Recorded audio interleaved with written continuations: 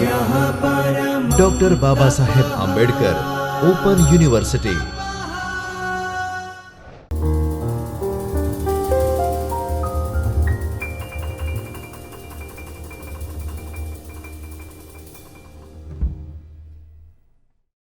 Hello everyone, I Dr. Ruma Pal welcome you all to Chaitanya Studio of Dr. Baba Saheb Ambedkar Open University, Ahmedabad.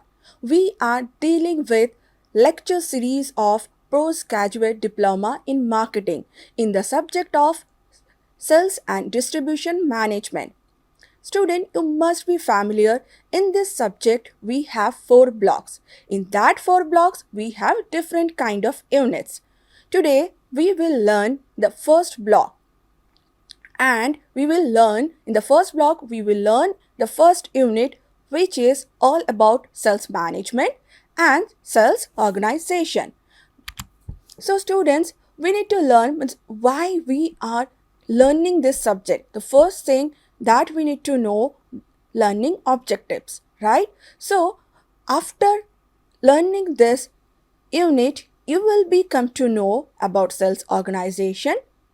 You will come to know the centralized and decentralized organizations, and also we will learn the line and staff organizations. So the first thing that we need to know, what is sales management, right? And what actually sales organization, what they do. Existence of a sales organization implies the existence of patterns of relationships among subgroups and individual established for the purpose of facilitating accomplishment of the group's aims or group goals, that you can say. What actually sales organization, what they do, they're a group of people, they comes together to achieve a common goal or a aim, group's aim. Organizational defects often trace to lack of attention given to sales organization during the early existence of a company. Sales organization in many companies developed without regard for changing conditions. The basic setup designed when the company was new remains, despite, for example, changes in selling style and size of sales force. The sales organization should be adjusted to fit ideally to anticipate and changing situation. Actually, sales organization, the basic 3 things that they have to perform. The first one, adjusted to fit ideally. The second one, to anticipate, means whatever comes, you have to you have to take it as a positive way, so that you can manage your organization, or you manage your people, right? You can manage your resources. And the third one, that is a changing situation. Now, the centralized organization that we need to know. Actually, when it comes to the sales organization is divided by 2. Okay, the first one, that is a centralized organization, and the second one, that is decentralized organization. So, in centralized organizations, what is centralized organization, that we need to know. Actually, this is the one, there is a common sales force to sell the products of more than one division of the company. A centralized organization typically consists of a corporate headquarters and a various divisions under it.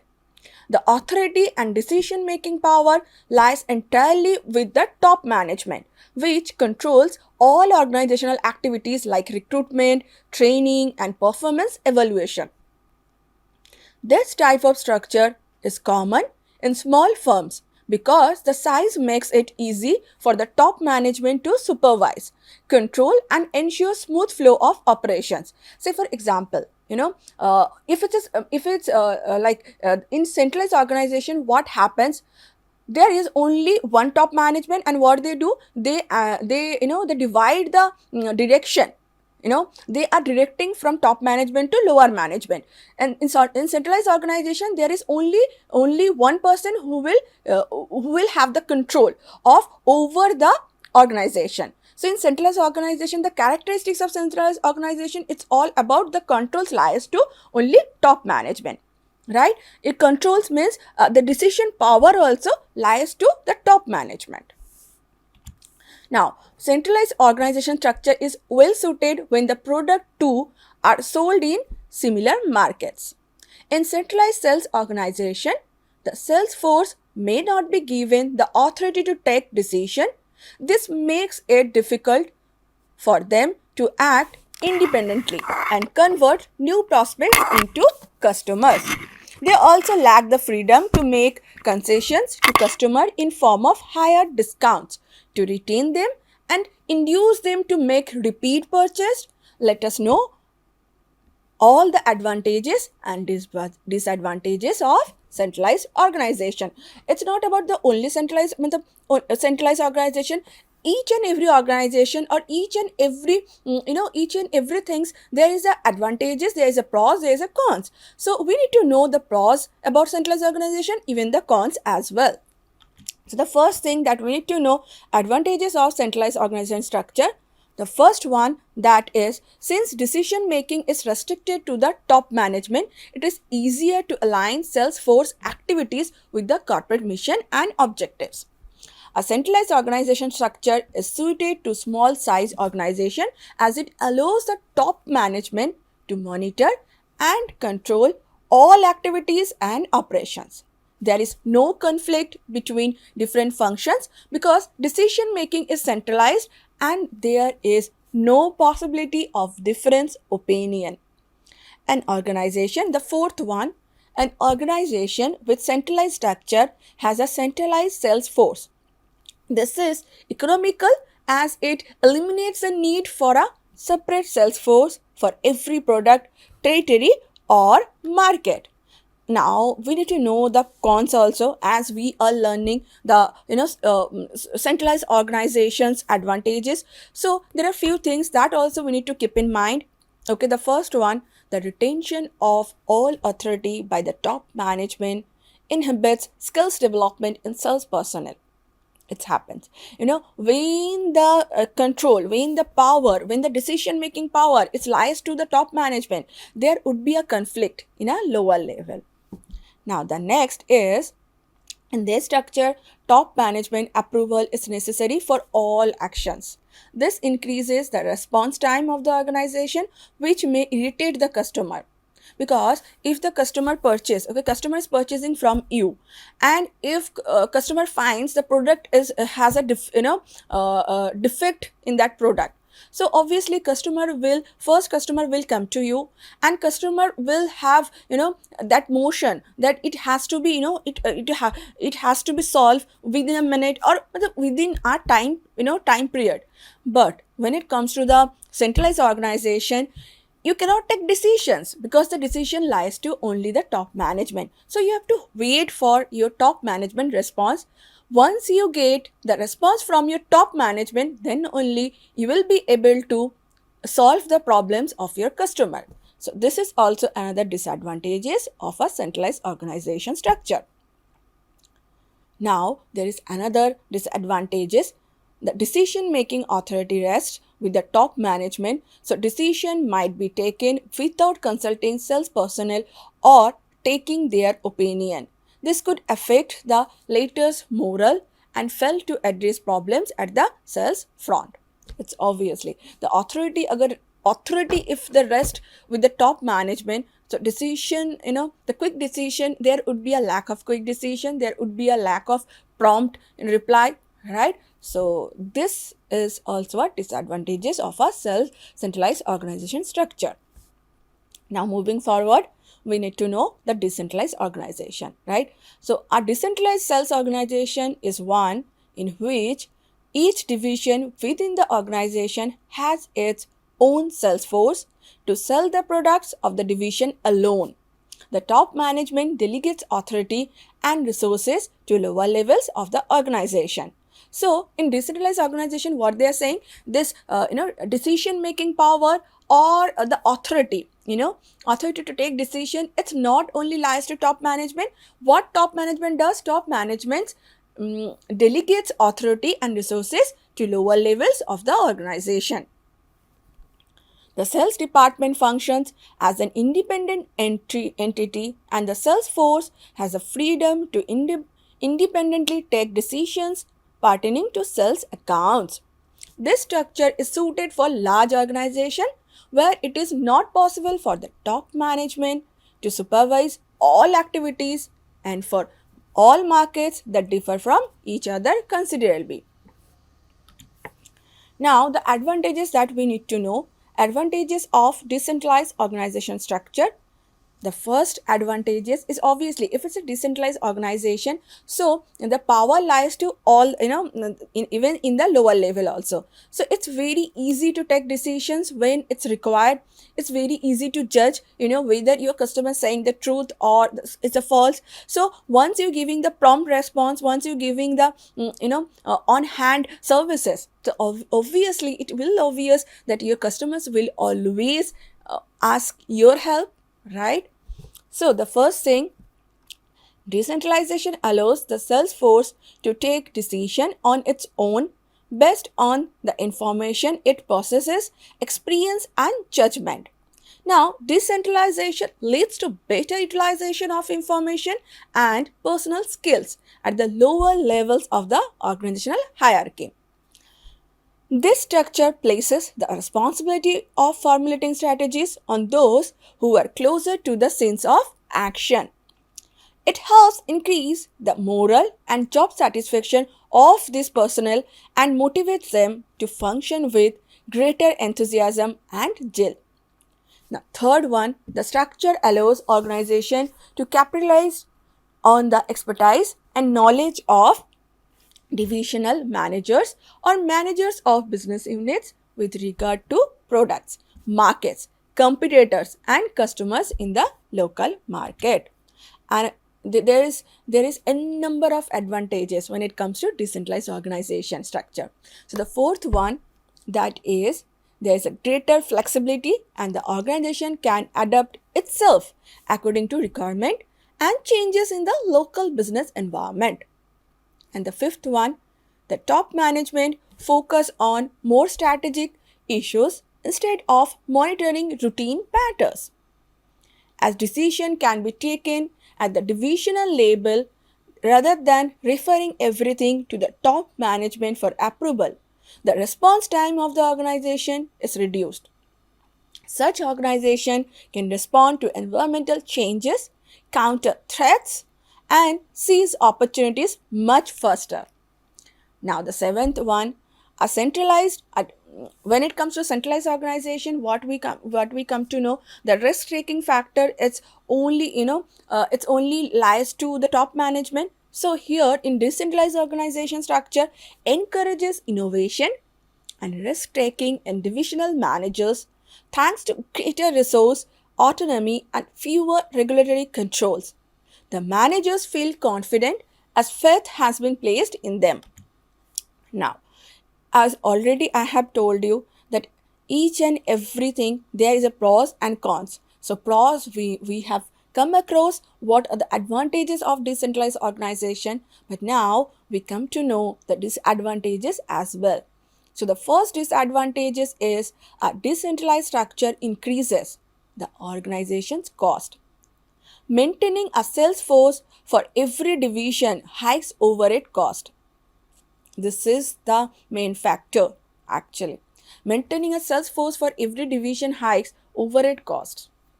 Now the next one, this structure places the responsibility for achieving organizational goals on divisional managers rather than on top management. This can lead to organizational inefficiencies because of competition between various divisions. Competition can also cause non-cooperation between divisions which will harm the organization. Now the third disadvantages that we can see, there may be a loss of control over divisional managers by the top management.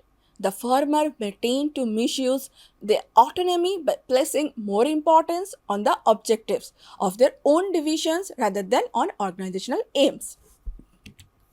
Now, we need to know what is line organizations.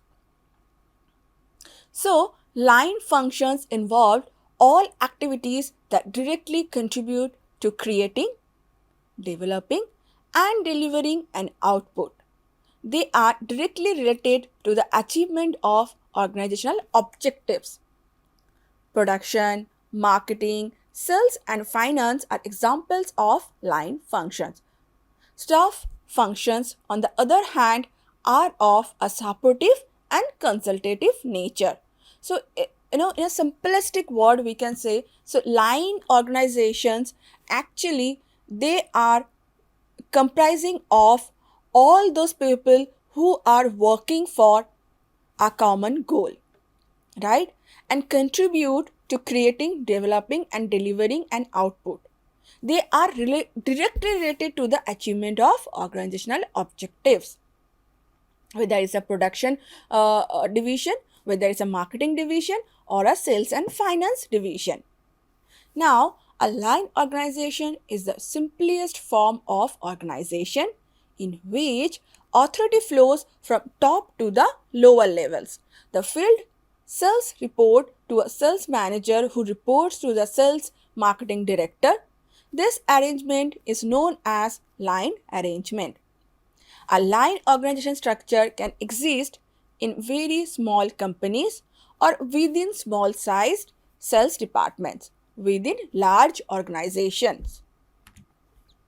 Now, we need to know the advantages of a line organization structure. The first one, that is a purely line sales organization, is less expensive and easier coordination of activities as it has a very simple structure with clear cut of demarcation of positions, authority, and responsibilities. It helps quick decision making because of a well defined hierarchy, right? It prevents conflicts from arising due to differences in thinking between personnel in charge of different functions. Why it helps to take a quick decision? Because when the hierarchy is well defined, you will come to know the first hierarchy will come the top management, then it will come to the managers, then it will come to the officers, and then executives. So if executives faces any problem, they will comes to the officers, right? And officers will go to the top management or the managers. So it's very easy to take quick decisions. Okay, now after all the advantages, we need to know the cons also. So there are disadvantages, few disadvantages are there. So the first thing, that is decision made by sales managers may lack the staff perspective. This can cause problems like unsuitable recruitment and training of personnel, inappropriate compensation, and other human resource problems. Decision on such things should be left to HR personnel who are specialists in this field. The next problem, the next disadvantages is it is very difficult for a line manager to handle multiple activities because of their inherent complexity. While handling multiple activities, the line manager may get too involved in operational matters and lose the strategic or a competitive focus. Like if for each and every occurrence, occurrence means if each and every matters, if the managers will all the time get involved, for each and every matters to solve, then it's obvious, right, that managers will feel somewhere, managers will all the time will be involved, will be involved in this small issues. Then obviously managers will lose the strategic or the competitive focus. Okay, till now we come to know the line organization. So now we need to know the advantages of a staff organization structure. Okay, the presence of staff personnel adds expertise and a staff perspective to strategic decisions made by sales managers. This improves the quality of decisions. Look, the staff organization is a very simple organization where staffs are where organization focus to the staffs. Like say for example, when it comes to the line organization means there would be a common hierarchy there would be a well-defined hierarchy, the hierarchy of from top management to the lower management, right? Or from top level to the lower level, from managers to officers, officers to executive. But when it comes to the staff organization means where all the sales managers or all the staffs are equally important, right? The presence of staff personnel adds expertise and staff perspective to strategic decisions made by sales managers. This improves the quality of decisions, right? As this is a proverbs that more hands will fetch more, the same way, if one person will take decisions, if one person will will give own perspective, the the work might have get the 50% done. But when it comes to involvement of your people, when it comes to involvement of more, more minds, it's obviously the solution will come very fast, and there would be a n number of solution, like there would be a plan A, plan B, plan C and plan D. So once the plan A will get fail, there would be always in hand the plan B, plan C and plan D. So in this way, organization can achieve their goal, right? And they can achieve their aim as well, right? So here in staff organization, what they do, they ask, whenever they take decisions, they ask all the staff personnel that what is their perception, what is their perspective about the decision, about the things, about the matters, right? So the staff perspective to strategic decisions made by sales managers. So this improves the quality of decisions, and this improves the sales also in any organization, right? Now the second advantages. This type of structure is best suited for organization with few products. This is because with a large number of products, there is a possibility of coordination going haywire, and also an increase in conflicts between various functions. So this is also this is the things that we need to remember, we need to keep in our mind. Staff organization culture or staff organization structure, actually it's based on typically for the for the few products, means the organization dealing with a few products. Like when it comes to the more products means a more complexity, right? So there would be a more divisions, right? So the conflict will arise very fast. But when it comes to the few products, so for the few products, actually staff organization is the best if our organization dealing with few products. Say for example, Nestle, they are dealing with n number of products, right? As we know, Nestle, they are in a chocolates. Nestle, they are in a baby products. They also produce Nestle. They produce the health drinks also, right? So Nestle, they are in a n number of they are dealing with the 3-4 categories, right? 3-4 categories of food items, right? But when it comes to the staff organization, what actually best? It is best for the organization who are dealing with a few products, right? Now we are moving to the third advantages. This type of structure is also suited for organization operating in a stable environment, because any change that is initiated will take place very slowly. Yes. Actually, if it's a not stable environment, it's not about only the staff organization, even in line organization also, if it is not a stable environment, it will always harm to the organization, right? So the stable environment is very much important. So this type of structure is also suited for organization operating in a stable environment. Now we need to know the disadvantages of a staff organization structure. So in a line and staff organization structure, the probability of problem arising is high because of conflicting objectives of a line and staff personnel. Actually, the main problem lies here. How? In line and staff organization structure, the probability of problem arising is high because of conflicting objectives of line and staff personnel. When it comes to the line management, that we come to know, it's like a hierarchy. But in staff personnel, what happens? Staff personnel, it means when I'm having a skills, even the another person is having a skills, they are having their own mindset, I'm having my own mindset. So once it comes to together, there would be a conflict of what? Conflict of their thought process, conflict of their perception, conflict of their attitudes, right? So this is also advantages, even this is sometimes it is also disadvantages, because conflict comes first. Because if I am taking a decision, say for example, there is a product, there is a defect product A, so I am taking decisions, if the product A is not good, so what we can do, we can stop the production. And the another person, another manager is thinking, if there is a defect in that product, so what we'll do, we'll change that product, okay, the name we will change, and we will continue with that product only.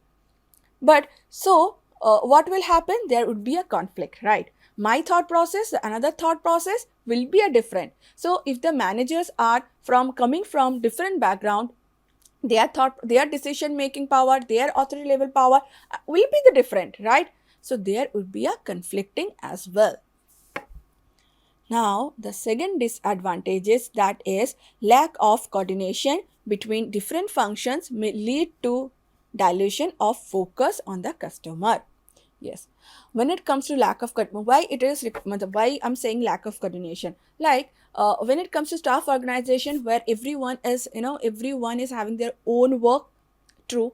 So if the customer will come, say for example, if we are going to Vodafone store, right? In Vodafone store, we are having a problem. We are having our SIM issues, right? So what they will do, they will go, we will walk to Vodafone store, and we will ask for help. So the executives, they will think that another person will solve the problem.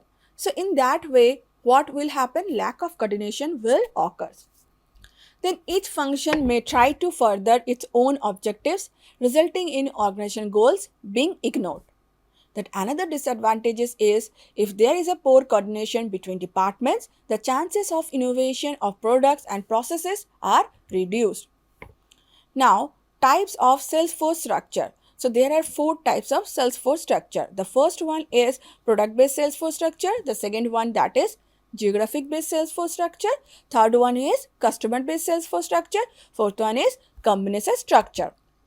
Now, the product-based Salesforce structure, it's all about the activities are divided according to the type of product sold.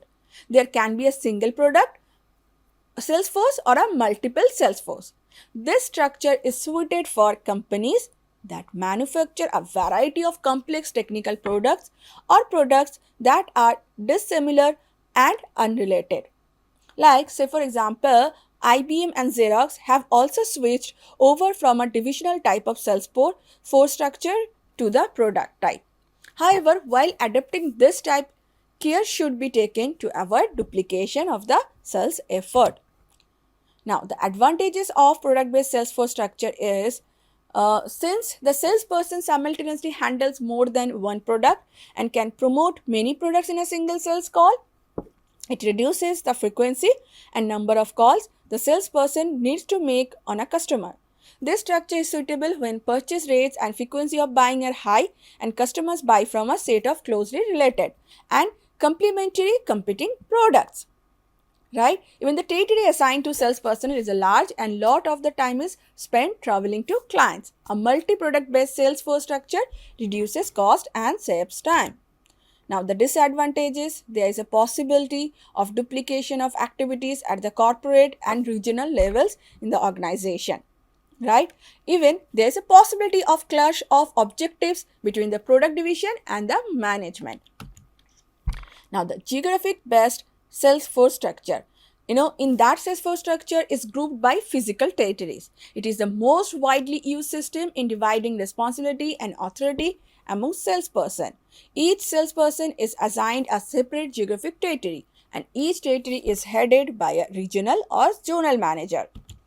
Now, there is advantages when it comes to the geographic Salesforce structure. It reduces time and expenses on travel because sales personnel are based in their respective territories and limit their sales efforts to that region. It is the simplest method by which company can equalize territories among sales personnel, right? Even every salesperson has an assigned territory and customer base as well. There's a disadvantages too. There is a less specialized training pertaining to the product and may not be as efficient as their counterparts in a product based sales structure, right? Even local managers lack supporting staff for non selling activities like market research, advertising, and sales promotion. There would be a limited to their respective territories, leading to poor coordination of sales efforts across different product lines. Now, the customer-based Salesforce structure, it's all about divided on the basis of customer needs. The structure is preferred when specific customer groups require special attention due to differences in their needs. In the pharmaceutical industry, organizations adopt a customer-based Salesforce structure to target customer in different market segments. Say, for example, Mark along with the Astra AB has formed Astra Mark to sell drugs. This is the actual example of customer based Salesforce structure. And one more thing, it has only 3 levels of hierarchy between CEO and frontline sales people. So it has only 3 levels of hierarchy between CEO and frontline sales people. So the advantages of customer based Salesforce structure is the company has a wide range of products to offer to customers. A customer-based sales force will be able to accurately assess customer needs and offer those products, which will meet customer requirements. But here disadvantages also that we need to know. In a customer-based sales force structure, the sales functions and the finance and the production functions may have different emphases, right? Resulting in lack of coordination. So here is a check your progress. That is a homework for you. So you can see the first question is organization structure can also be classified on the basis of what? Delegation of authority or delegation of responsibility. It's a delegation of authority. You can check it, you can check it and you can check your progress here, and this is your homework. Okay, so now what we come to know about we can sum up.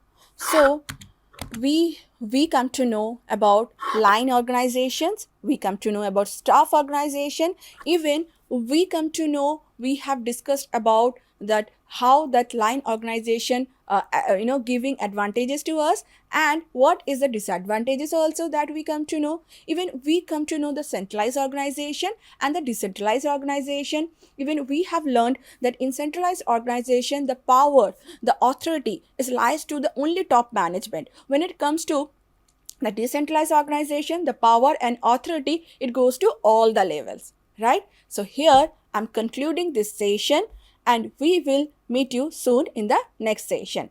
Thank you all.